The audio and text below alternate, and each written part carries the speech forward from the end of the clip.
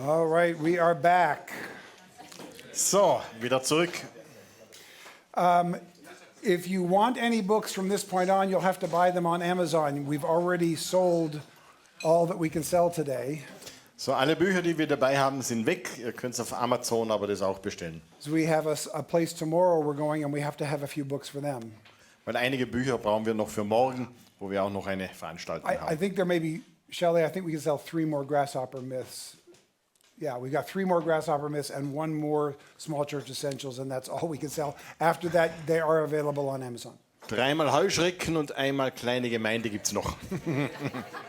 Dann müsst ihr dann auf Amazon gehen. Yeah, we've gone to place after place, and we've sold so few, so we didn't bring many today, and you bought a lot. So. Bisher haben wir nicht so viele verkauft und heute sind so viele weggegangen, haben wir nicht damit gerechnet. I think that should be a lesson to us. The fewer books we bring, the more we sell. Das ist das nächste Prinzip, das wir lernen können. Je weniger Bücher wir bringen, umso mehr verkaufen wir. So in this session, let's take a look at big churches, small churches. What's the difference? Wir schauen uns jetzt große und kleine Gemeinden und die Unterschiede an. Before we actually get to this, let me answer a question that some of you may have been asking. Bevor wir da einsteigen, möchte ich noch eine Frage beantworten, die einige von euch vielleicht gefragt hätten. So I described earlier how our church, after growing slowly and then quickly, collapsed even faster. Ich habe vorher ein bisschen beschrieben, wie Gemeinden langsam gewachsen sind oder meine Gemeinde und dann total zusammengebrochen. In 1 year, we dropped from 400 to well under 100. In einem Jahr sind wir von 400 auf unter 100 geschrumpft. There was no church split and there had been no scandal. Es hat keinen Skandal gegeben, es hat auch keine Gemeindespaltung gegeben. So I had no idea what was going on. Und ich habe keine Ahnung gehabt, was da los ist. We even talked to some of the people who were leaving and asked them why they were leaving. Wir haben mit Menschen gesprochen, die gegangen sind, warum oder wieso. And nobody could give us an answer. Aber niemand hat uns irgendeine vernünftige Antwort gegeben. Something just didn't feel right to them anymore. Für die meisten hat sich irgendwas nicht so richtig angefühlt. So in the years since then, we've looked back and we've been able to figure a couple things out. Und so in den Jahren, die dann vergangen sind, haben wir wieder zurückgeschaut und konnten dann einige Dinge identifizieren. There were 4 things that we noticed. 4 Dinge, die uns bewusst geworden sind. First of all, Erstens, we were going to a new venue on Sunday where we had to set everything up and tear everything down every Sunday. wir sind in ein neues Gebäude gegangen und mussten dort jeden Sonntag alles aufbauen und auch wieder alles verräumen. We had to do that in our home church as well, but when you have to carry it a couple kilometers as well, that makes a long day. Wir mussten das in der alten Gemeinde auch tun, aber es macht einen Unterschied, ob du das einige Kilometer weiter transportieren musst, die ganzen Materialien. So we had our best people sign up to help tear everything down and get it back to the church after the services. So, unsere besten Leute waren damit beschäftigt, die Dinge zu transportieren, aufzubauen und nach dem Gottesdienst wieder zu verräumen. So all the regulars were working and all the new people were standing around with nobody to talk to. So, alle unsere Mitarbeiter waren beschäftigt und die Leute, die neu gekommen sind, sind einfach in der Gegend herumgestanden und niemand hat sich um sie gekümmert. So that was a strategic error that I made. So, das war ein strategischer Fehler, den ich gemacht hatte. But it wasn't the biggest problem by far. Aber es war ganz bestimmt nicht das größte Problem. The first problem I really figured out was one of our biggest ones. One of our biggest problems. Das erste, was ich identifiziert hatte, war auch das größte Problem. Remember how I told you when you get above 200 you have to change the way you pastor. Erinnert ihr euch daran, ab 200 musst du die Art und Weise, wie du die Leute betreust, verändern. The change from under 200 to over 200 is the biggest shift that pastors have to make in church growth. Und im Gemeindewachstum ist das die größte Veränderung in der Gemeinde, von unter 200 auf über 200. There are changes smaller than that, there are changes larger than that, but none of them are bigger than that change. Es gibt Veränderungen, die kleiner sind und auch größere, aber von der Wichtigkeit her ist das der entscheidende Moment für die Gemeinde. It's because that's when you change from being a hands-on shepherd to being more of a manager. Weil du von diesem Pastor, der mit allen per Du ist und alle kennt, dich veränderst mehr zu einem Art Manager. I knew that had to happen, so I made that change. Ich wusste, dass das geschehen würde, so machte ich auch die Veränderung. I was no longer available to the members like I used to be because I couldn't be. Und ich war nicht mehr so verfügbar für die ganzen Mitglieder wie bisher. But because of that, I spent most of my weeks being miserable. Aber aufgrund dieser Veränderung fühlte ich mich eigentlich die meiste Zeit unter der Woche miserabel. I was unhappy in ministry for that entire time our church was growing that fast. Und für die ganze Zeit, wo unsere Gemeinde so gewachsen ist, war ich unglücklich eigentlich. I wasn't even aware that I was unhappy, because how can you be unhappy when your church is doubling in 2 years? Ich war auch gar nicht mehr so, mir war gar nicht so bewusst, dass ich eigentlich unglücklich war, weil wenn du dich in 2 Jahren von 200 auf 400 verdoppelst, ist das ja was Schönes. But instead of pastoring the people, I spent my time managing systems. Aber anstatt dass ich mich um die Menschen kümmern konnte, musste ich mich jetzt mit Systemen und Organisation beschäftigen. Hiring and managing the leadership team, Wie du Leute anstellst und wie du sie einsetzt, trying to find a new facility to meet in, neue Gemeindegebäude finden, trying to figure out how to raise the funds if we did find a new place to meet in. auch die Finanzen, wie kann ich ein Fundraising machen, um das neue Gebäude zu finanzieren. I am not gifted in any of those skills. Und alle diese Dinge sind nicht meine Begabungen. My spiritual gifts don't match doing those skills. Meine geistlichen Gaben sind nicht im Einklang mit diesen Anforderungen. And when I spend more than an hour or two a week doing those skills, it sucks my soul dry. Und wenn ich pro Woche mehr wie 1-2 Stunden mit diesen Dingen beschäftigt bin, das saugt mich aus.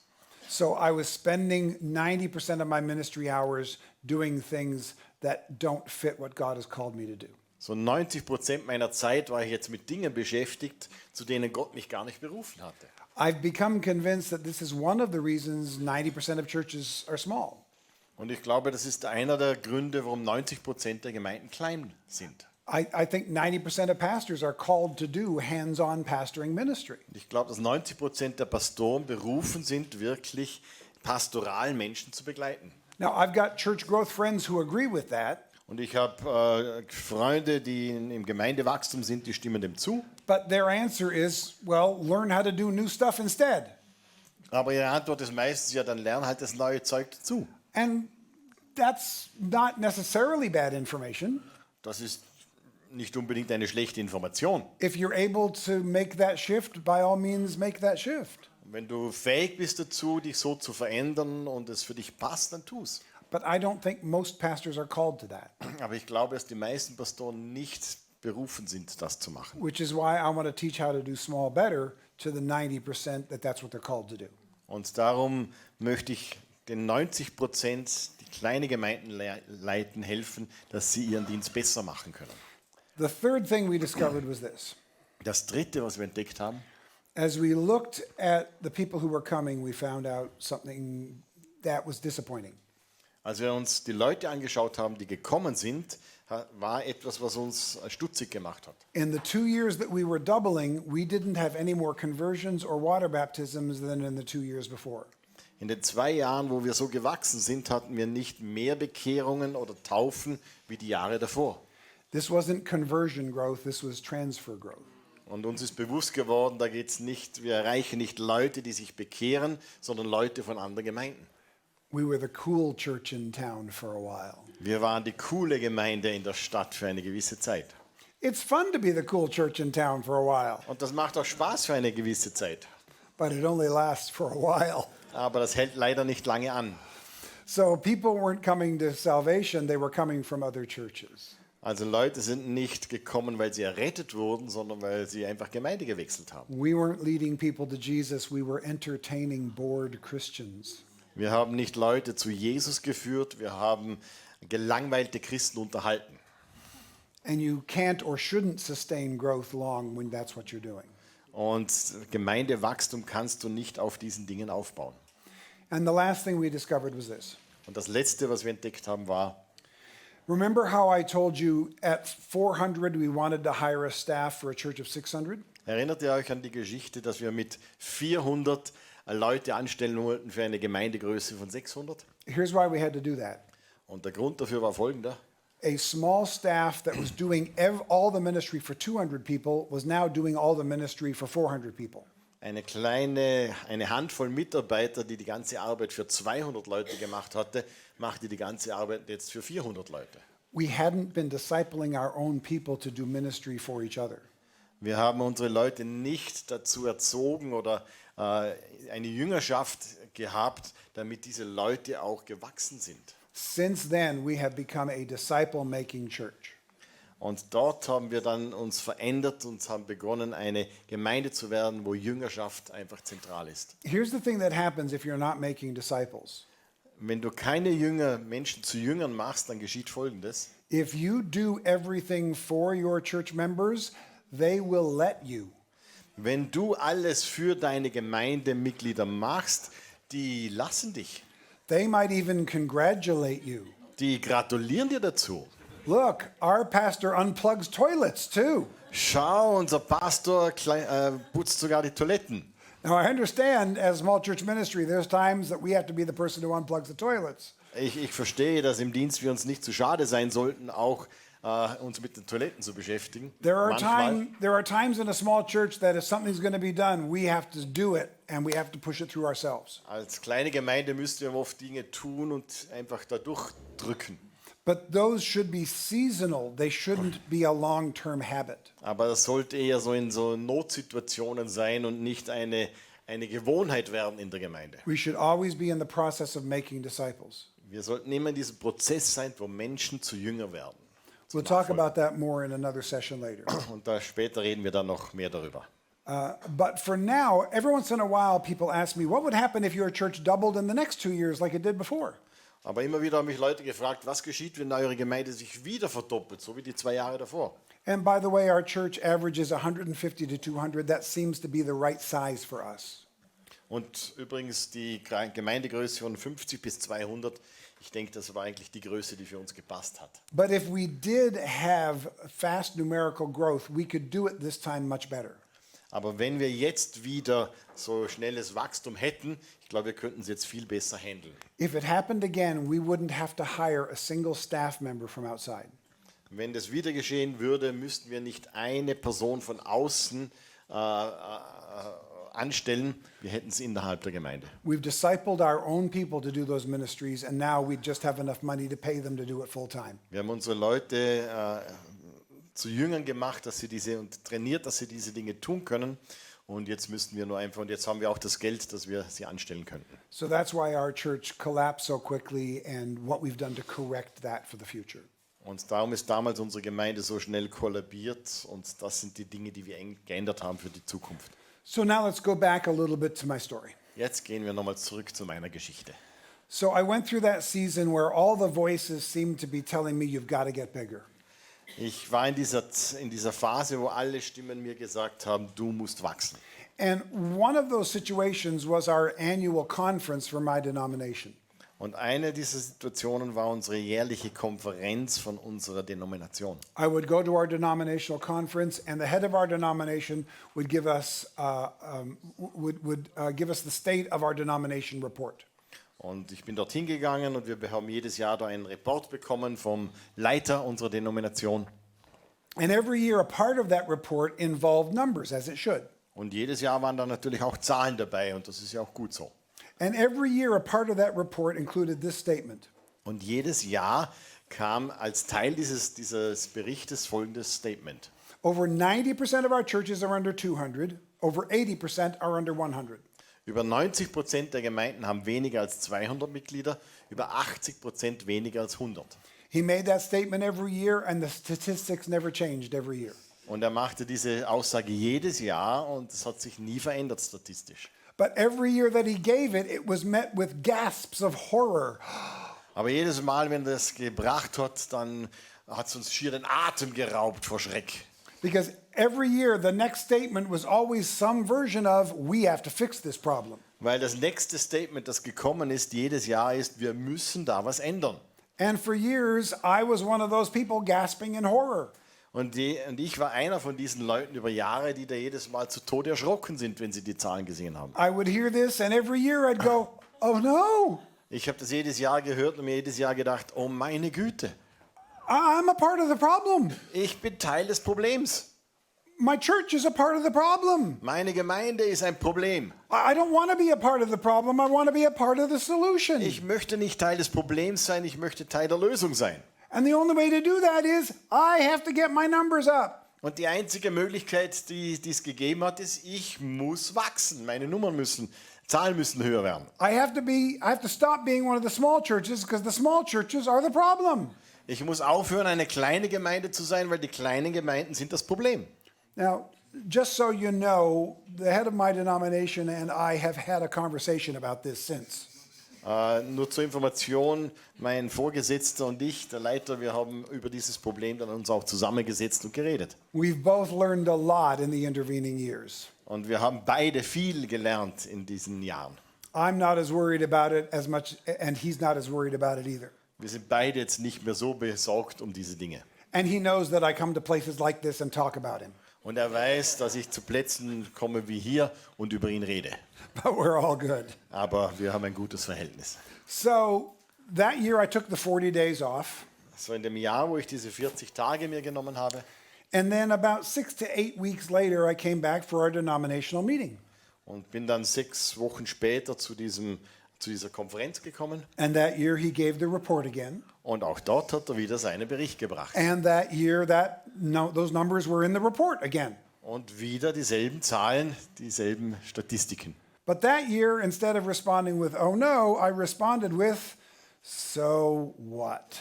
Aber diesmal habe ich nicht mit um Gottes Willen reagiert, sondern mit na und?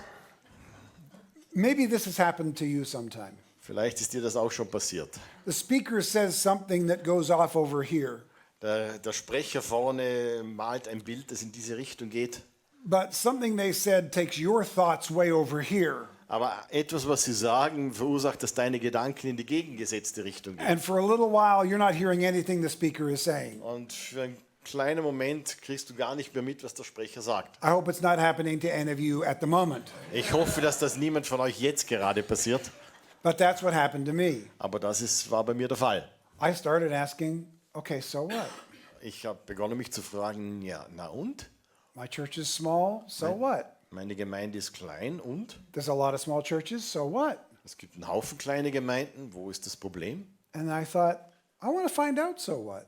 Und dann habe ich mir gedacht, ich möchte das herausfinden, warum. So I started doing some research to figure out what was really going on. Und so habe ich begonnen nachzuforschen, was wirklich los ist. And here's a little bit of what I discovered. Und was ich entdeckt habe, ist Folgendes. I want you to imagine that the group of churches in question is in a period of renewal and revival. Ich möchte, dass ihr euch vorstellt, dass diese Gruppe von Gemeinden in einem Status von Erweckung ist und Erneuerung. If a group of churches is in renewal and revival, part of that will involve the planting of new churches. Und wenn jemand in diesem Status von Erweckung ist, dann ist Teil davon, dass neue Gemeinden gegründet werden. And when we plant new churches, what size do they tend to be? Und wenn wir neue Gemeinden gründen, welche Größe haben die normalerweise? They're small, right? Sie sind klein. So because we're in renewal and revival, we're creating more small churches, not fewer small churches. Weil wir in Erweckung und Erneuerung sind, entstehen neue kleine Gemeinden. And this is true globally. Und das gilt auch weltweit. There are some places in the world where the church is expanding exponentially. Es gibt Plätze auf der Welt, wo die Kirche sich multipliziert. Places in Asia, Africa, and South America particularly. Asien, Afrika, Südamerika. And in almost every one of those places, here's what's happening. Und fast überall in diesen Plätzen geschieht Folgendes. Christians aren't increasing as a percentage of the population because the churches are getting bigger. Der Anteil der Christen an der Bevölkerung steigt nicht nur, weil Gemeinden wachsen. Christians are increasing as a percent of the population because healthy churches are small and multiplying. Der Anteil der Christen an der Bevölkerung wächst, wenn wir gesunde Gemeinden haben, auch kleine Gemeinden, die gesund sind. This is universal. Und das gilt überall. In fact, big churches tend not to thrive where Christians are increasing as a percent of the population. Dort, wo der Anteil der Christen an der Bevölkerung wächst, dort ist es nicht so, dass die Gemeinden viel größer werden. You know where you do tend to find really big churches? Weißt ihr, wo man große Gemeinden findet? Where Christians have money. Dort, wo viel Geld bei den Christen ist. That's not a negative, that's just the demographic statistic. Das ist nicht negativ, das sagt einfach die demografischen Zahlen. If most of us picture a mega church in our head, what do we picture? Wenn wir uns so eine Megachurch vorstellen, was sehen wir? A big facility in a large area. ein großes Gebäude in einer Umgebung. Over 90% of megachurches are in wealthy suburbs outside of large cities. 90% der großen Gemeinden befinden sich in wohlhabenden Vororten von großen Städten. Where I live in Orange County, that is the case. Dort, wo ich lebe, Orange County, dort ist das der Fall. In many ways, my entire county is a suburb of Los Angeles. Mein ganzes County ist eigentlich ein Vorort von Los Angeles. And there are some Christians there with a lot of money. Und da gibt es Christen mit ganz viel Geld. And all of these megachurches have grown up around us over the last 40 years. Und all diese Megachurches um uns herum sind gewachsen in diesen letzten 40 Jahren. But does anybody imagine that Orange County has become more godly in the last 40 years? Aber weiß jemand, dass Orange County jetzt viel gläubiger ist in den letzten 40 Jahren oder gläubiger geworden ist? I can tell you that it has not. Ich kann euch sagen, nein, das ist nicht der Fall. And I live there, so that's just as much my responsibility as Rick Warren's. Und ich lebe dort, das ist genauso meine Verantwortung wie die von Rick Warren. But we have to understand that what we often call church growth isn't necessarily church growth. Denn das, was wir eigentlich Gemeindewachstum nennen, bedeutet nicht unbedingt, dass das Christentum wächst. It's often not the result of reaching our community, it's the result of Christians gathering in larger groups. Es ist oft nicht das Ergebnis, dass wir die Community erreichen, sondern es ist oft das Ergebnis, dass Christen in größeren Gruppen zusammenkommen. There's nothing wrong with Christians gathering into larger groups. Nicht Falsches, wenn Christen in größeren Gruppen zusammenkommen. I just request that we don't call it church growth because it really isn't the growth of the church. Aber ich möchte nicht, dass wir das Gemeindewachstum nennen, weil die Kirche nicht wirklich wächst, der Anteil der Christen. So that's some of my so what. So, das war einer von meinen Na-und-Gedanken. And then I started to ask myself, okay, now what? Und dann habe ich mich gefragt, und jetzt? Now that I understand that small isn't broken, Jetzt, wo ich verstanden habe, dass klein nicht bedeutet, dass es komplett daneben ist. now that I understand that big is good but not necessarily better than small, Jetzt, wo ich verstanden habe, dass groß gut ist, aber nicht unbedingt besser wie klein. what can we start doing with this information? Was können wir damit anfangen mit diesen Informationen? So I was pondering all of this one day when I was watching TV. Und dann habe ich so mir das durch den Kopf gehen lassen, während ich Fernsehen geschaut habe eines Tages. I was feeling better, so it wasn't reality TV anymore. So, und ich habe mich gut gefühlt, weil es war nicht Reality TV, was ich geschaut habe. And I was watching Apollo 13. Ich habe geschaut. Apollo 13. Ich habe Apollo 13 angeschaut. And for those of you who haven't seen the movie, it's okay. Wenn du diesen Film noch nicht gesehen hast, ist okay. It's a recounting of what was supposed to have been the third moon landing. Es ist ein Film über diese dritte Mondlandung, die geplant war. And partway to the moon, there's damage to their spacecraft. Und auf dem Weg zum Mond gibt es Probleme in der Rakete. So it changes from an exploratory mission of the moon to a rescue mission of the 3 astronauts. Und so ändert sich das von einer Erkundungsmission auf dem Mond zu einer Rettungsaktion für 3 Astronauten. And the whole rest of the movie, like the real events that inspired it, are about can we get these 3 astronauts home alive? Und der ganze restliche Film, der ihn berühmt gemacht hat, ist darum gegangen, wie kriegen wir diese 3 Astronauten wieder gesund auf die Erde. If you haven't seen the movie yet, here comes a spoiler alert. Wenn du den Film noch nie gesehen hast, dann They made it back okay. möchte ich dich beruhigen, sie sind gesund zurückgekommen. But I'm watching the movie and it recounts one problem after another. Und ich schaue diesen Film an und ein Problem wird gelöst, das nächste kommt. Ein Problem wird gelöst, das nächste kommt. At one point, they rush into mission control. Und irgendwann siehst du dann die Mission Control, auch das Leitungszentrum. Gene Cernan says, "What's the problem now?" Und Gene Sermon, der Leiter dort, sagt, und was ist dann jetzt das Problem? They tell him, "They're running out of air filters."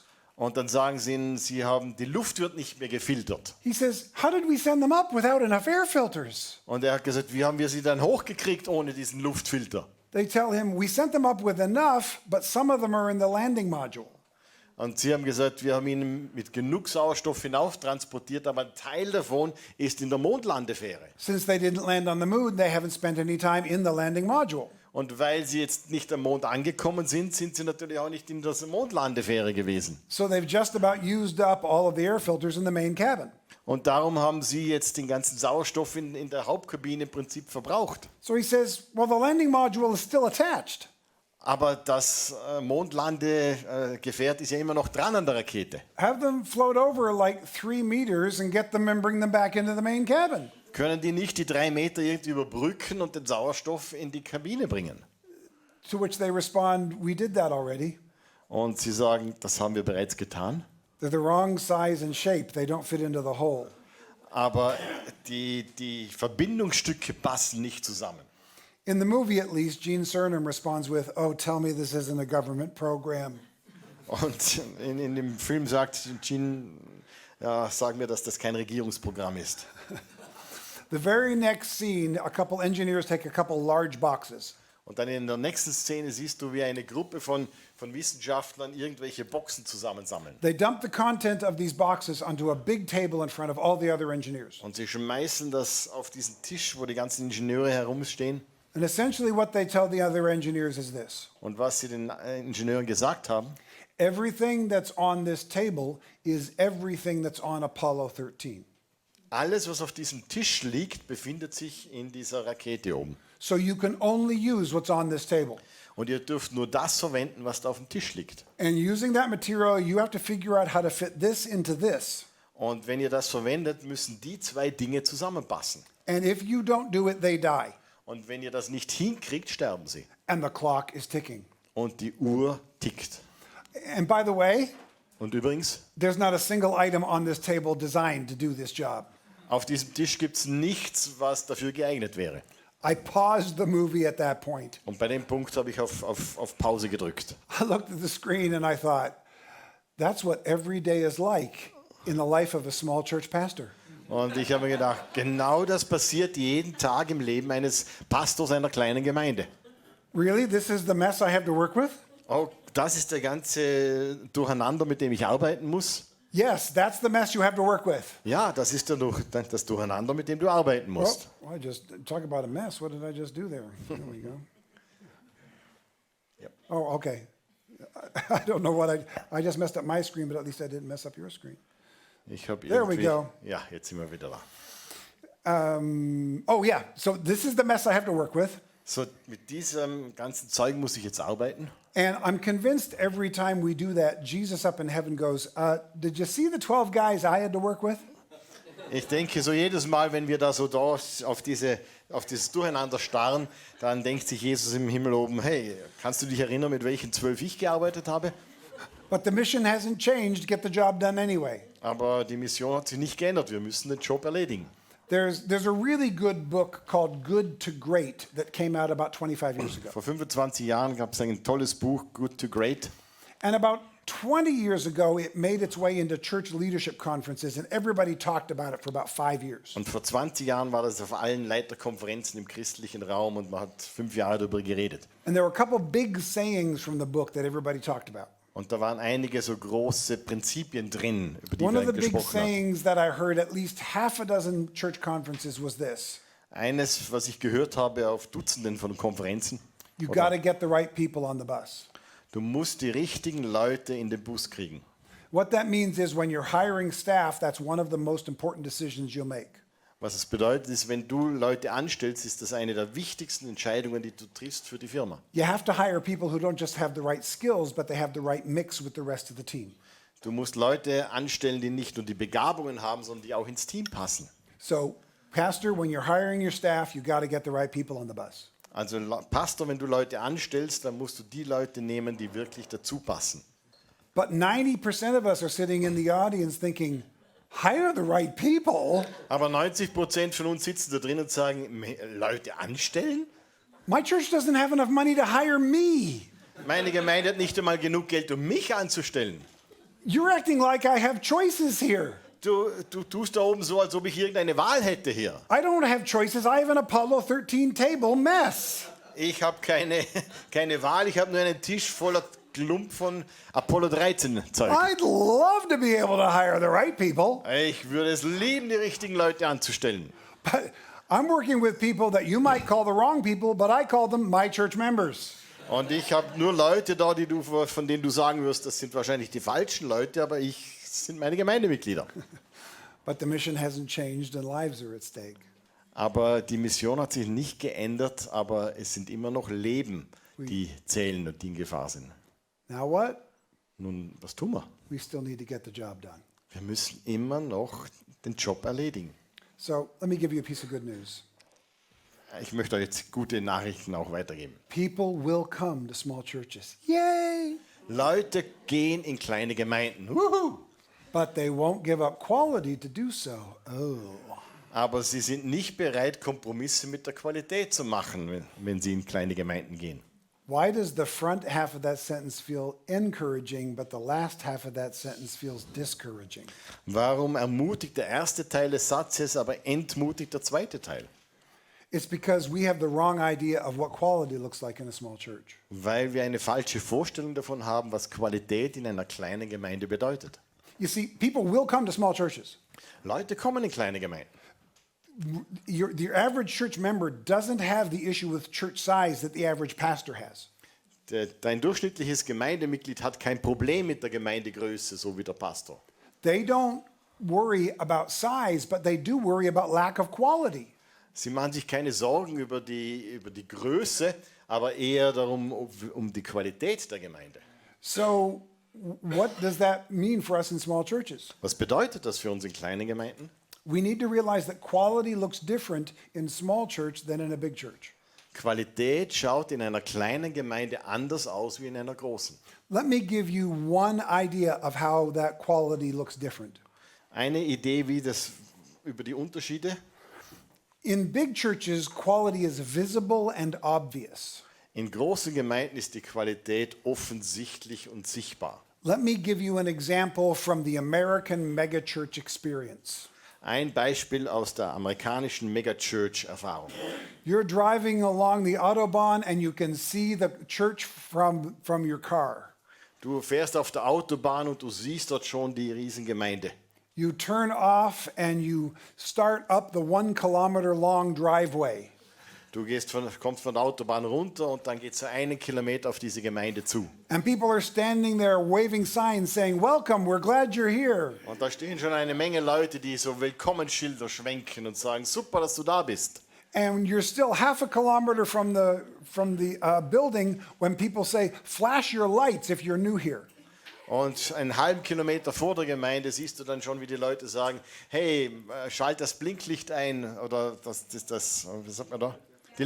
Betätige die Lichthupe, wenn du neu bist. And if you do that, they will bring you to the best space in the parking lot. Und wenn du das tust, dann leiten sie dich zum besten Parkplatz, den du kriegen kannst. By the time you get out of your car, you have 3 or 4 smiling people to greet you. Wenn du aus dem Auto aussteigst, sind da 3, 4 Leute, die dich lächelnd begrüßen. They will happily escort each of your children to a department that's appropriate for just their age. Und sie begleiten jedes deiner Kinder genau dorthin in den Kinderdienst, wo sie richtig sind. They will give you the best cup of coffee you ever had in your life. Und du bekommst den besten Kaffee, den du je getrunken hast in deinem Leben. They will lead you into a huge, well-lit sanctuary and sit you in a comfortable seat. Und dann leiten sie dich in einen riesigen Empfangsbereich mit ganz bequemen Stühlen. And when the service begins, the band will be singing songs from their latest album. Und wenn der Lobpreis beginnt, spielt die Band dort ihre neuesten Songs, die sie gerade komponiert haben. I am not exaggerating. Ich übertreibe nicht.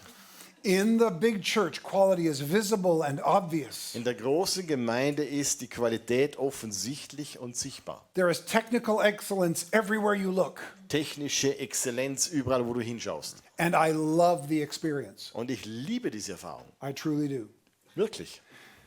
But if you go to a small church on a Sunday, Aber wenn du am Sonntag in eine kleine Gemeinde gehst, your experience will look a little bit different than what I just described. dann ist die Erfahrung ein bisschen anders, wie ich gerade beschrieben habe. And here's why. Und das ist der Grund. In the small church, quality is still there, In der kleinen Gemeinde ist Qualität genauso da. but it's not as visible and it's not as obvious. Aber nicht so offensichtlich und sichtbar, It's going to be more relational. sondern es ist mehr auf der Beziehungsebene. So here's one of many examples of how big and small quality look different. Ein Beispiel, wie groß und klein, wie diese Unterschiede ausschauen. You can go to the megachurch I just described for 20 years. Du kannst für 20 Jahre in diese Megachurch gehen, die ich gerade beschrieben habe. And if it's healthy, which most of them are, you can be discipled well. Und wenn sie gesund ist und viele davon sind es, dann wirst du dort auch echte Jüngerschaft erleben. You can be involved in very good ministry. Und du bist inkludiert in tolle Dienste. And after 20 years, you would never have had a conversation with the lead pastor. Und in all diesen 20 Jahren hast du nicht ein einziges Mal mit dem Hauptpastor geredet. This is not a put down of the lead pastor. They're just not capable of it in a church of that size. Und das ist nicht etwas, was den Hauptpastor schlecht macht. Es geht einfach nicht in so einer großen Gemeinde. Shelley and I had this experience recently. Shelley und ich, wir haben das vor kurzem auch erlebt. We've got a friend who's been on staff at Saddleback Church for over 20 years. Wir haben einen Freund, der seit 20 Jahren bei Saddleback arbeitet. And angestellt ist. the week after Rick Warren's last Sunday, we took her out for coffee because we knew she'd be feeling sad. Und eine Woche nachdem Rick Warren gegangen ist, haben wir sie zu einem Café eingeladen, weil wir gewusst haben, dass sie traurig darüber ist. And she's been on staff for 20 years. Und sie ist seit 20 Jahren dort angestellt. And at one point she told us she's never had a conversation with Rick Warren. Und irgendwann hat sie uns dann erzählt, dass sie nicht ein einziges Mal mit Rick Warren persönlich geredet hat. Because he has 500 staff members. Weil sie haben 500 Angestellte dort. So this is not a criticism of Rick. Das ist keine Kritik an Rick. It's just the nature of size. Es ist einfach die Größe, die das erfordert. Now, on the other hand, if you go to a church of 50 on a Sunday, you'll have a different experience. Aber wenn du in eine Gemeinde mit 50 gehst, ist die Erfahrung ganz anders. If you go to a church of 50 on Sunday, you're going to have a conversation with the lead pastor that day. Wenn du in eine Gemeinde mit 50 gehst, dann wirst du an diesem Tag mit dem Hauptpastor reden. And if you come back the next Sunday, that pastor is likely to remember your name. Und wenn du dann nach einer Woche zurückkommst, dann ist es gut möglich, dass der Hauptpastor sich noch an deinen Namen erinnert. This, in fact, is the main reason people give for going to a small church. Und das ist eigentlich der Hauptgrund auch, warum Leute gerne in kleine Gemeinden gehen. When I ask people, why do you go to small church, here are the top 2 reasons. Und wenn ich Leute frage, warum gehst du in eine kleine Gemeinde, dann gibt es 2 große Gründe. Reason number 1, I go to a small church because the pastor knows my name. Erstens, ich gehe dorthin, weil der Pastor mich kennt. There's a large group of Meine Namen. Christians that have this weird need to be pastored by their pastor. Es gibt eine große Anzahl von Menschen, die dieses komische Bedürfnis haben, dass sie von ihrem Pastor betreut werden. And they're not wrong for needing or wanting that. Und das ist ja nichts Falsches. Now, the other half of the body of Christ doesn't have the need to be known by the lead pastor. Die andere Hälfte des Leibes Christi hat gar nicht das Bedürfnis, dass der Pastor sie persönlich kennt. As long as they're being pastored and discipled, maybe by someone in their small group, that's all that matters. Solange sich jemand um sie kümmert und sie zu Jüngern herangezogen werden, das ist alles, was zählt. It doesn't matter who's pastoring you and discipling you as long as you're pastored and discipled. Es ist egal, wer dich bejüngert und bepastort, solange du das erfahren darfst. Right, we've got that example in 1 Corinthians. Im 1. Korinther sehen wir das. They're arguing over which pastor baptized them. Da gibt es diese Auseinandersetzung, wer hat dich getauft? And Paul goes, I'm glad I didn't baptize any more of you than I did. Und Paulus sagt, Gott sei Dank habe ich niemanden von euch getauft, außer, Because Paul knows there's an wenigen. equal danger in having too much attachment to your pastor. weil Paulus kannte auch die Gefahr darin, wenn du zu eng an deinem Pastor angedockt bist.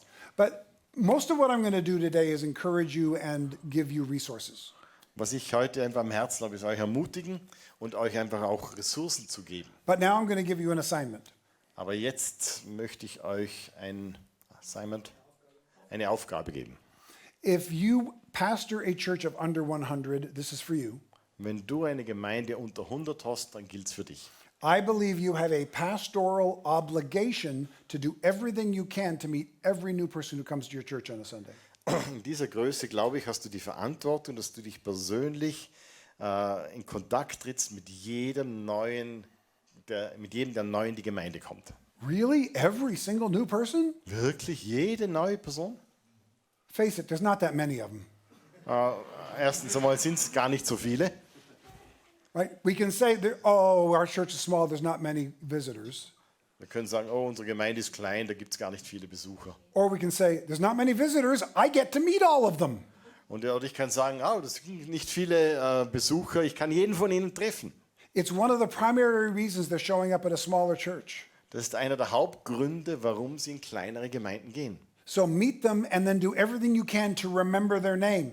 Also treff sie und versuch alles, dass du dich an ihren Namen erinnern kannst. I speak to you as someone who has a really hard time remembering names. Ich rede zu euch als jemand, der sich wirklich schwer tut, sich Namen zu merken. So I have to work at that skill set very, very hard. Also ich muss da wirklich ganz konzentriert daran arbeiten, dass ich mir das Because merke. if that person you met comes back for a second Sunday and you remember their name, Denn wenn diese Person zurückkommt nächsten Sonntag und du dich an ihren Namen erinnerst, they are almost certain to make your church their home church, dann ist die Chance sehr hoch, dass sie in dieser Gemeinde bleiben. even if you preached badly that week. Sogar wenn du schlecht gepredigt hast. And here's why. Und der Grund ist, The first main reason people say they come to small churches is because the pastor knows my name. erstens, die Leute kommen, weil der Pastor ihren Namen kennt. The second main reason is because I matter there. I can make a difference there. Und der zweite Grund ist, ich zähle dort, ich kann dort einen Unterschied machen. And when we remember their name, we remember them and we tell them they're valuable. Und wenn wir uns an ihren Namen erinnern, erinnern wir uns an sie und das vermittelt ihnen, dass sie wertvoll sind. You matter here. Du zählst hier. So we have to be aware of that. So, das muss uns bewusst sein. Now, I want to show you another illustration. Eine andere Veranschaulichung. In some ways, this is IKEA, Starbucks, Big Spike, Long Tail again. Noch einmal, das ist so in irgendwie auch Ikea, Starbucks, die Skala da von Bekanntheit und Anzahl. But this has some aspects to it that will help us even more. Aber einige Aspekte helfen uns da jetzt bei der Betrachtung. So on the left, you've got big church principles. Links sind die großen Gemeindeprinzipien On the right, you've got principles that work in small churches. und auf der rechten Seite siehst du die Prinzipien, die in kleinen Gemeinden wirken. And there will always be an overlap. Und da gibt es immer auch eine Überschneidung. There are always things that work in every single church everywhere. Da gibt es immer Dinge, die in jeder Gemeinde überall wirken. But the smaller your church is, the smaller the overlap will be. Aber je kleiner deine Gemeinde ist, umso weniger gibt es da so diese Schnittmengen. The bigger your church is, the bigger the overlap will be. Und je größer deine Gemeinde ist, umso größer sind die Schnittmengen. Maybe you've had this experience. Vielleicht hast du das schon erfahren. You've gone to a conference where a big church pastor is speaking. Du gehst zu einer Konferenz und da redet ein Sprecher einer großen Gemeinde. And your church is 20 or 25 people. Und du hast 20, 25 Leute. And you walk away going, I don't know if I got anything of value out of that. Und du gehst von dieser Konferenz und sagst, habe ich da irgendwas mitgenommen für mich? And maybe you wonder, was the speaker wrong or am I stupid? Und du denkst, war jetzt der Sprecher verkehrt oder bin ich zu blöd, dass ich es verstehe?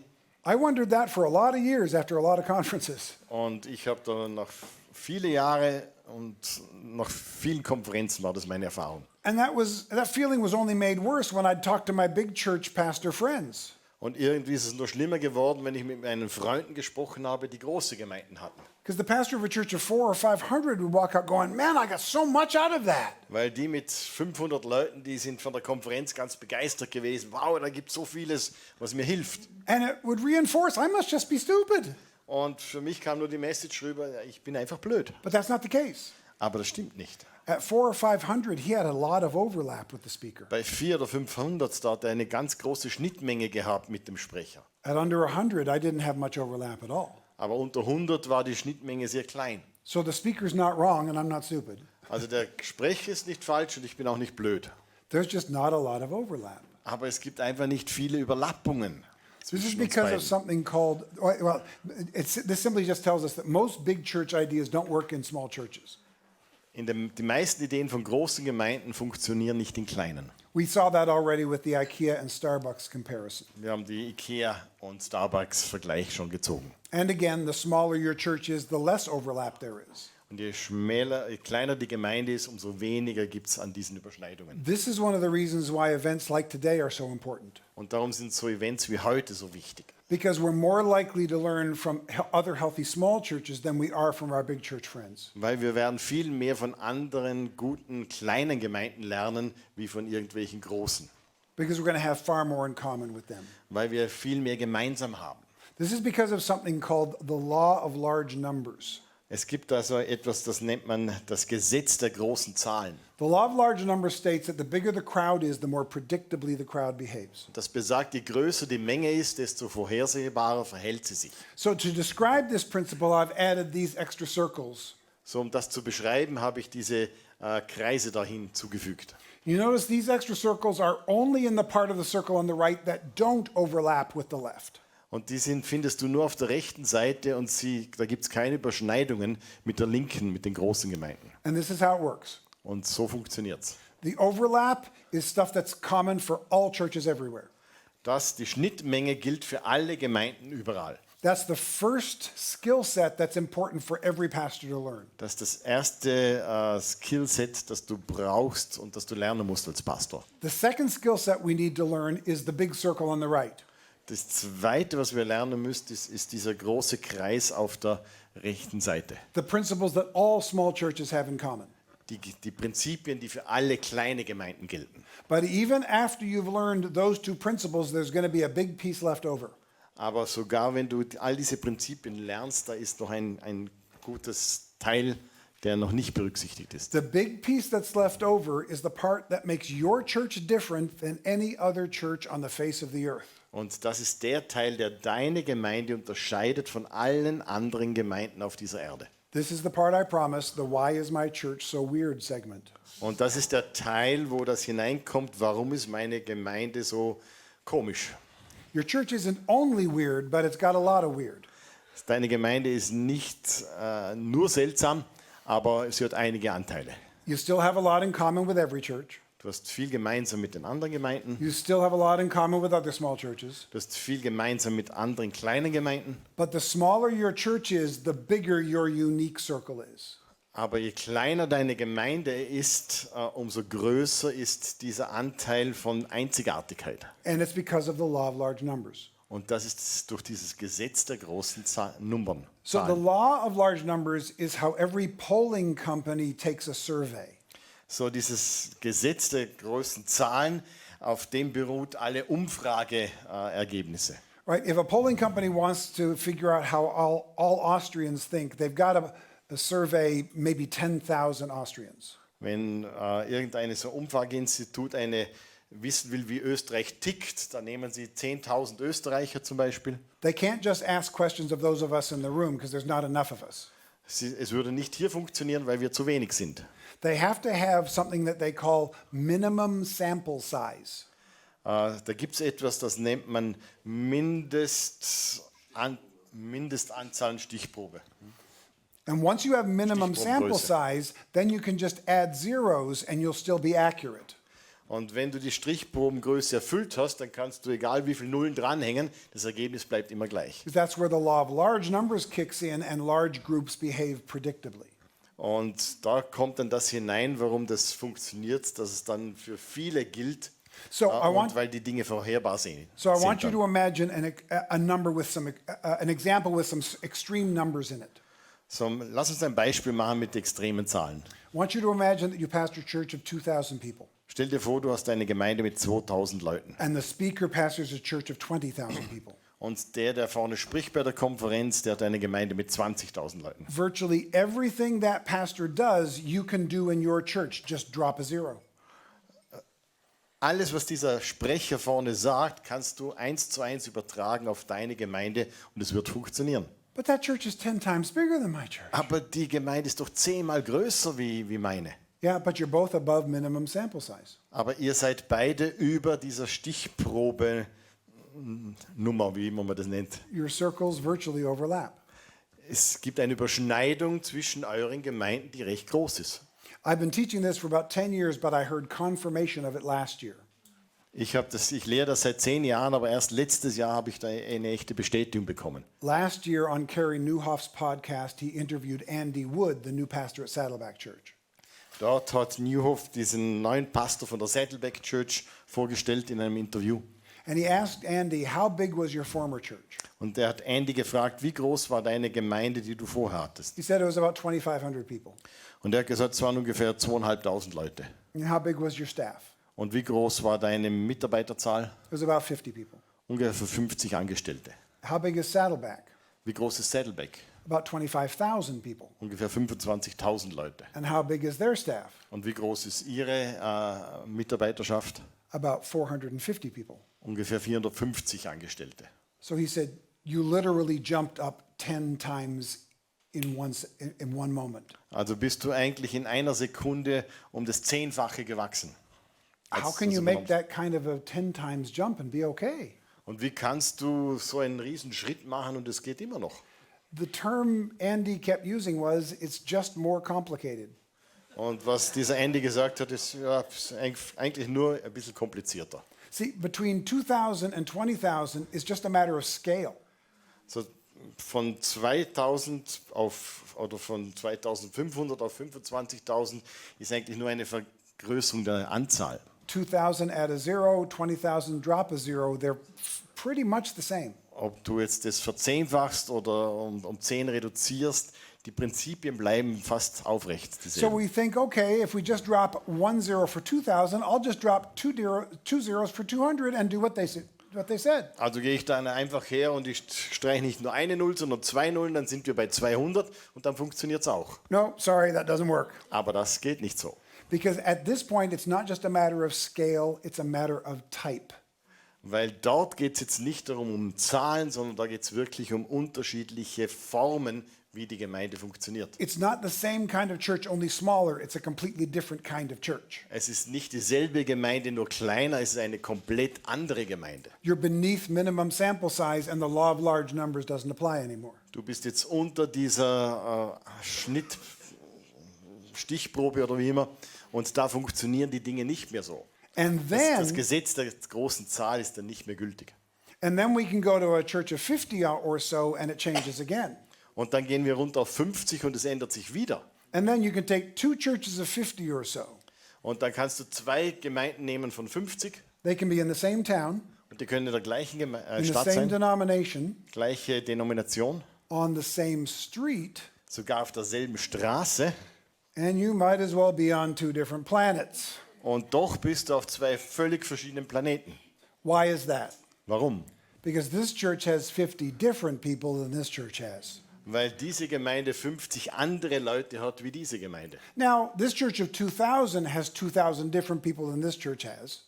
Die Gemeinde, die 2000 hat, hat natürlich auch 2000 unterschiedliche Leute wie die andere mit 2000. But when you're that big, you're above minimum sample size. Aber wenn du so groß bist, dann bist du unter der Mindeststichprobengröße. So you have far more in common than you have differences. Und da hast du viel mehr gemeinsam als wie Unterschiedlichkeit. But the two churches of 50 are very different.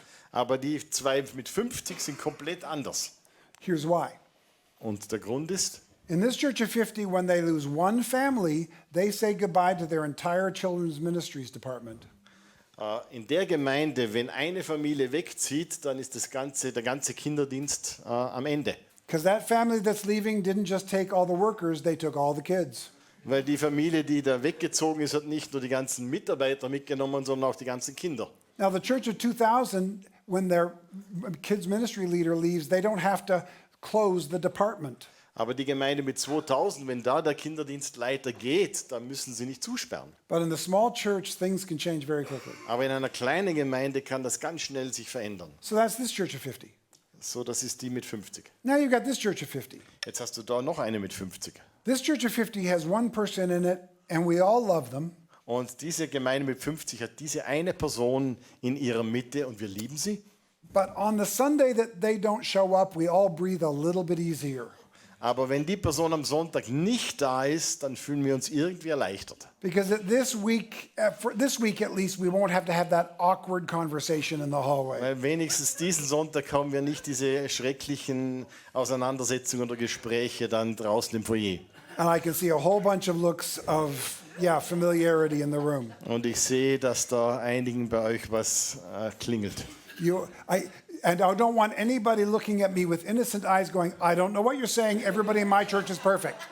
Aber schau mir nicht mit diesen unschuldigen Augen an. Ich weiß nicht, von was der redet. Bei mir sind alle perfekt. I know that's not the case. Das stimmt nicht, ich weiß das. You have a name and face in mind right now. Denn in dem Moment siehst du ein Gesicht vor dir.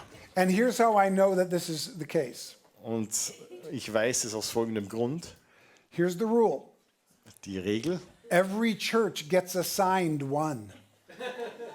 jede Gemeinde bekommt so eine Person. And if your church doesn't have one right now, some other poor church has two. Wenn deine Gemeinde im Moment keinen hat, dann muss eine andere 2 von denen verkraften. Now, here's the deal. The church of 2000 has one as well. Die mit 2000 haben auch so jemanden. But that just means the pastor gets a weird email once a week. Aber das bedeutet nur, dass der Pastor einmal in der Woche ein komisches E-Mail bekommt. Not a big deal. Macht keinen großen Unterschied. But in a church of 20, that one person can ruin your Sunday. Aber in einer Gemeinde von 20 kann diese Person den ganzen Gottesdienst ruinieren. That one person can split your church. Diese eine Person kann deine Gemeinde spalten. That one person can force you out of ministry. Diese eine Person kann dich dazu bringen, dass du den Dienst quittierst.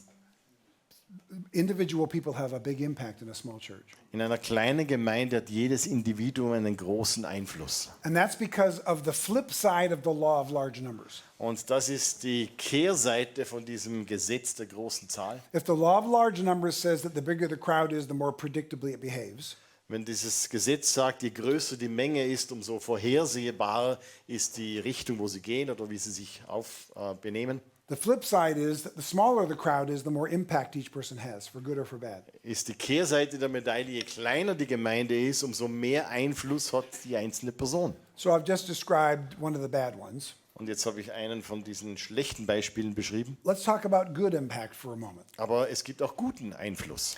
I want you to imagine that you play a little guitar. You're not great, but you can follow the chords. Stell dir vor, du kannst Gitarre spielen, nicht besonders gut, aber du kriegst die Akkorde gerade so hin. If you show up at the mega church I just described, you're going to look at the stage and going, I am never getting up there, am I?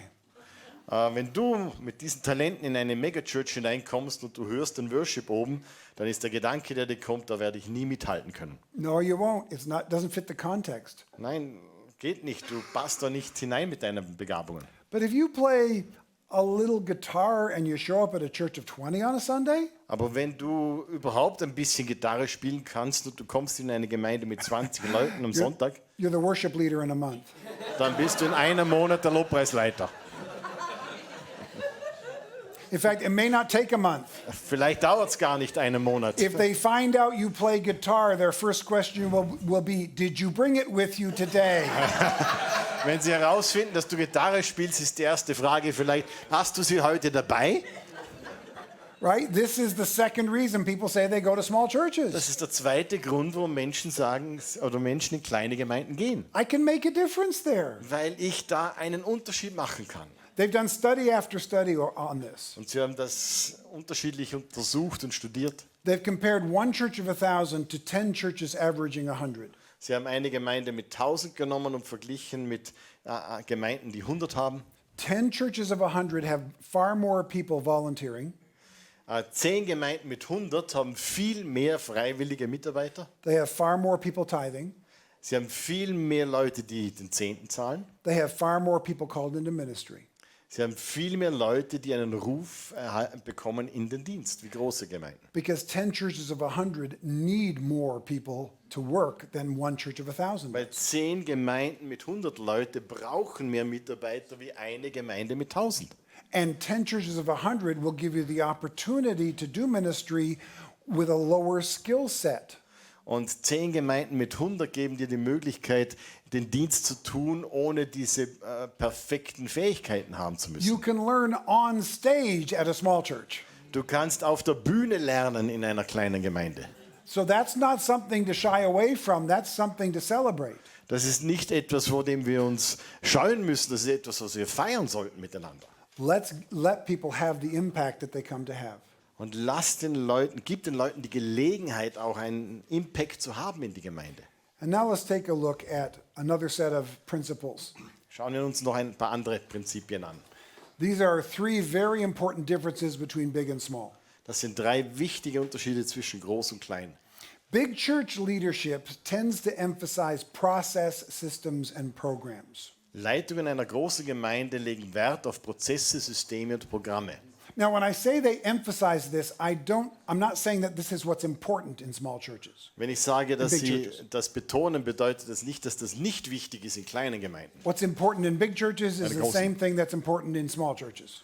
Sorry? What's important in big churches is the same as what's important in small Was churches. in großen Gemeinden wichtig ist auch wichtig in kleinen Gemeinden.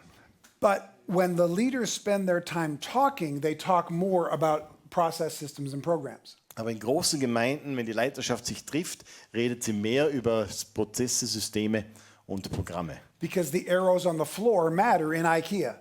Weil du brauchst bei IKEA diese Pfeile am Boden. Now, it's helpful for small churches to have good process systems and programs as well. Es ist natürlich auch für kleine Gemeinden gut, solche Prozesse, Systeme, Programme zu haben. But those aren't nearly as important as three other principles. Aber die sind nicht so wichtig wie 3 andere Prinzipien. Small church leadership needs to emphasize relationships, culture, and history. Kleine Gemeinden müssen Beziehungen, Kultur und Geschichte. So let me walk you through Ehren. those three key terms. Schauen wir diese 3 Dinge an. First of all, relationships. Beziehungen. Relationships are the superpower of the small church. Beziehungen ist die Superkraft einer kleinen Gemeinde.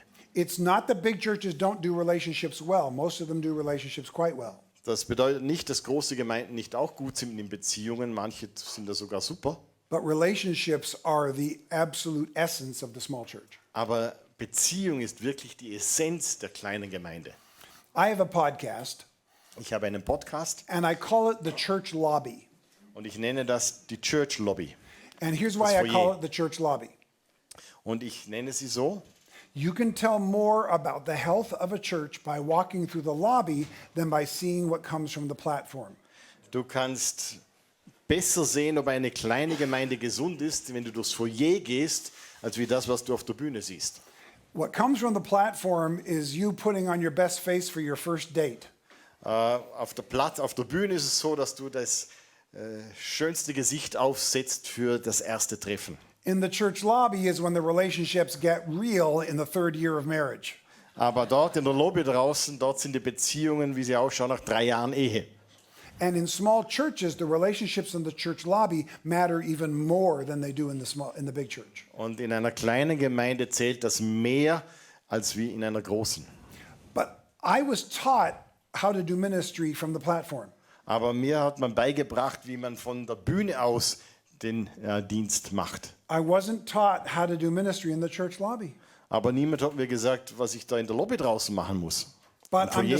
I'm discovering that ministry in the church lobby in a small church matters more than ministry from the platform. Und jetzt entdecke ich, dass der Dienst im Foyer in einer kleinen Gemeinde mehr zählt wie der Dienst auf der Plattform, auf der Bühne.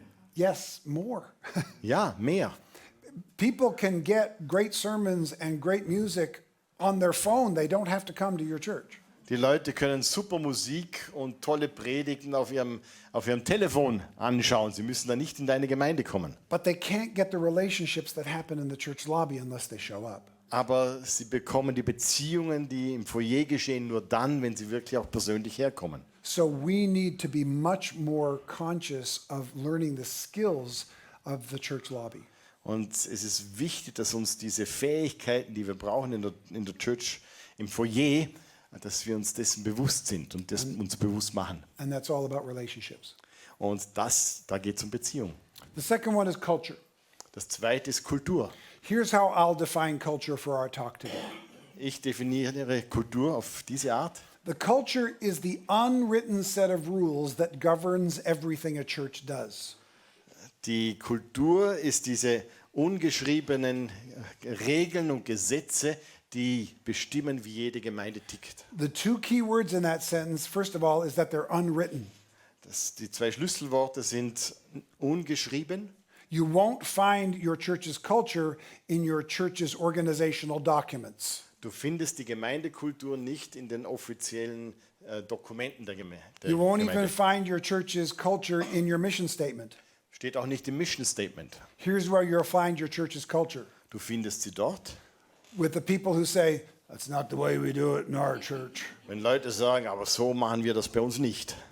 Or with the people who say, well, that's just the way it is in our church. Oder indem sie sagen, aber so funktioniert es bei uns halt. In fact, the strongest enforcers of culture in your church probably have no idea they're enforcing culture. Und die diese Kultur am stärksten prägen in deiner Gemeinde, sind sich dessen oft gar nicht bewusst. They're just doing what's always been done. Sie tun einfach das, was wir immer schon getan haben. So the cultural rules are unwritten.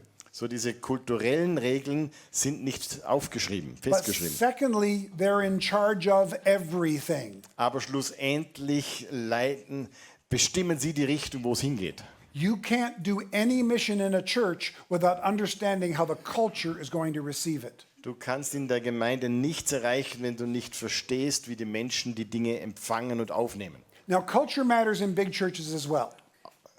Auch Kultur zählt natürlich in großen Gemeinden, But here's how it's typically taught from a big church standpoint. aber in großen Gemeinden wird es auf eine andere Art kommuniziert. Pastor, you're the one who sets and establishes the culture in your church. Pastor, du bist derjenige, der die Regeln und die aufstellt in deiner Gemeinde. You need to state it, you need to preach it, you need to live it.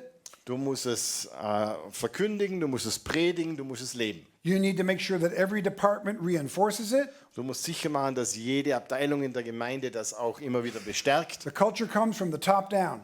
Und die Kultur kommt von oben nach unten. And they are right Und das passt in the big church. in einer großen Gemeinde. But if you're a young new pastor Aber wenn du ein ganz frischer junger Pastor bist, coming into an older small church, kommst in eine ältere Gemeinde, kleine Gemeinde, and you walk in and you say, I'm going to tell you what the culture of this church is. und du stehst dann vorne und sagst, ich sage euch jetzt, wie die Kultur bei uns funktioniert. Well, God bless you at your next church. Ja, dann der Herr segne dich in der nächsten Gemeinde.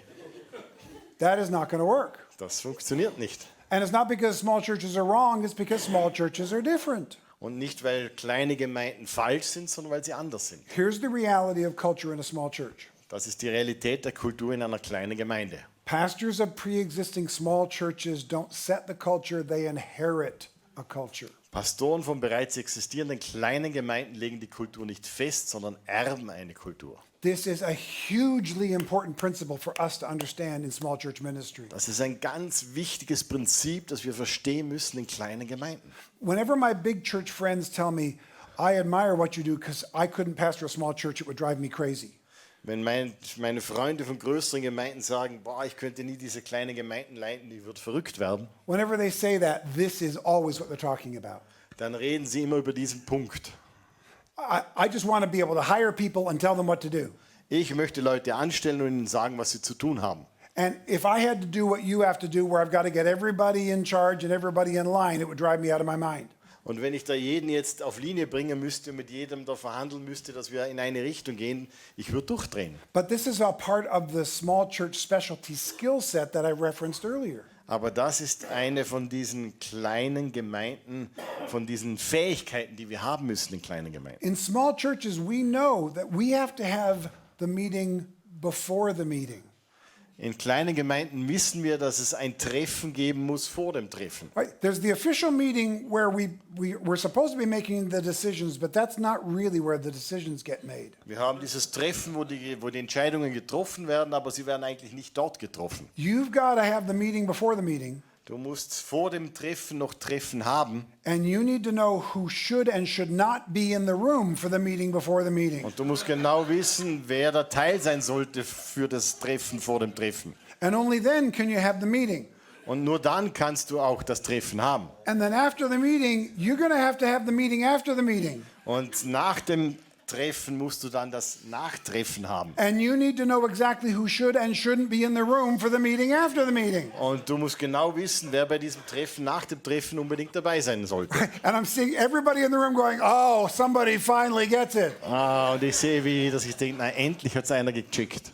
This is a skill set that our big church pastor friends don't possess. Das ist ein Fähigkeitenmix, den die Pastoren von großen Gemeinden nicht haben.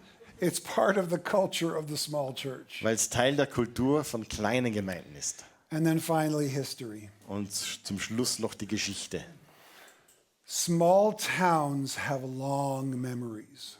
Kleine Dörfer oder Städte haben ein langes Gedächtnis. And so do small churches. Und auch kleine Gemeinden. So if you pastor a small church in a small town, you are doubly blessed. Und wenn du eine kleine Gemeinde in einer kleinen Stadt leitest, dann hast du den doppelten Segen. Now, why do we hear that humorously? Warum nehmen wir das so mit Humor? Because it should be a blessing, but often it doesn't feel like a blessing. Es sollte ein Segen sein, aber es fühlt sich oft nicht so an. But seriously, it should be a blessing. Aber wirklich, es ist eigentlich ein Segen. A deep history should be a foundation upon which we get to build. Eine tiefe Geschichte bildet ein Fundament, auf dem wir aufbauen können. But too often it feels like an anchor that's weighing us down. Aber zu oft fühlt es sich so wie ein Anker an, der uns zurückhält. This is again one of the big differences between us and our big church friends. Und das ist noch einmal ein großer Unterschied zwischen uns und unseren Großkirchenfreunden. Big church pastors don't spend much time dealing with history. Die Leiter von großen Gemeinden beschäftigen sich nicht viel mit der Geschichte der Gemeinde. They're making history. Sie gestalten Geschichte. But in a small church, the history is a huge part of what we need to understand. Aber in einer kleinen Gemeinde ist die Geschichte was Wesentliches, das wir verstehen müssen. Pastors, do not fight against your church's history. Liebe Leiter, kämpft nicht gegen die Geschichte eurer Gemeinde. If you do that, you will lose. Wenn du das tust, wirst du verlieren. The history of your church cannot be defeated. Die Geschichte deiner Kirche oder deiner Gemeinde kann nicht einfach ausgelöscht oder annulliert werden oder besiegt werden. The score in the first 3 quarters cannot be erased. You have to deal with it. Das, was in der ersten Halbzeit dieser Stand kann nicht einfach gelöscht werden, sondern du musst mit diesem Ergebnis umgehen. So how do we turn it from a negative into a positive? Und wie können wir jetzt das Negative in was Positives verwandeln? Don't push back against it, go deeper into it. Kämpf nicht dagegen an, sondern lass dich drauf ein. Geh tiefer. Churches are founded by visionaries and pioneers. Gemeinden wurden gegründet durch Visionäre und Pioniere. If you go deep enough into your church's founding documents, you will find wonderful visionary statements. Und wenn du zurückgehst in der Geschichte deiner kleinen Gemeinde, wirst du wunderbare Visionsstatements finden. You will not find statements like, we're called to worship Jesus only in this style of building. Du wirst keine Aussagen finden, wir sind berufen für den Lobpreis, aber nur auf die Art, wie wir es da machen. So here's the key as we're moving forward and honoring the past. Wenn wir die Vergangenheit ehren und vorwärts gehen wollen, Don't just do what our heroes of the faith did. Think like they thought. tu nicht einfach, was unsere Glaubenshelden getan haben, sondern denke, wie sie gedacht haben. Because they were visionaries, they were pioneers. Let's regain that visionary and pioneering spirit. Sie waren Visionäre, sie waren Pioniere. Lass uns das wieder neu entdecken. Remind the congregation that their forebears had great pioneering and visionary mindsets. Erinnere die Gemeinde an diese großartigen Gedanken, Träume und Visionen, die da schon in der Gemeinde waren. And if we want to honor them the most, we think like they think. Und wenn wir das ehren wollen, dann beginnen wir auch so zu denken, wie sie gedacht haben. All right, before we break for lunch, let me show you one more thing about my book. Eine Sache noch, bevor wir dann Mittagessen gehen. I've got a brand new book coming out, as you can see, the 2nd of April. Am 2. April kommt ein neues Buch heraus von mir. It's called Desizing the Church, and you can't translate desizing because I made the word up. Und es heißt Desizing the Church und das kann man nicht übersetzen, weil das eine Erfindung von Karl ist. Here's where it came from. Und es kommt, A couple of years ago, I thought, where did this obsession with big churches come from? vor ein paar Jahren habe ich mir Gedanken gemacht, woher kommt diese Besessenheit von großen Gemeinden? So I did a study of the church growth movement and found out where it came from. Und ich habe dann das studiert, diese Gemeindewachstumsbewegungen und habe es herausgefunden. So in the first third of the book, I talk about that history. Und über die Geschichte spreche ich in dem ersten Drittel des Buches. In the second third of the book, I talk about some of the dangers of our obsession with bigness, including our obsession with celebrity. Und im zweiten Teil spreche ich dann auch über die Gefahren von diesen Dingen, auch diese Gefahren, wenn wir Sachen so zelebrieren. And in the last third of the book, I offer some possible solutions for going Im forward. letzten Teil spreche ich dann über einige Lösungsvorschläge. It's not available in German yet because, well, it's not even available in English yet. Es ist noch nicht auf Deutsch verfügbar, weil es noch nicht in Englisch gibt. But if you do read English and you are interested, you can scan that and pre-order the book. Aber wenn du Englisch sprichst, dann kannst du QR-Code scannen und das Buch vorbestellen. And as I mentioned earlier, there's just a couple of these books available if you want to talk to Shelley. Und wenn du noch andere Bücher haben willst, dann red mit Shelley. Wir haben noch ein We paar are da. now about to be guided how to get to the restaurant we're going to for lunch. Mark will Ja, take care wir werden jetzt gemeinsam essen gehen. Wir gehen einfach zur Türe raus, ums Gebäude herum und vorne auf der linken Seite, wenn man vor dem Gebäude steht, ist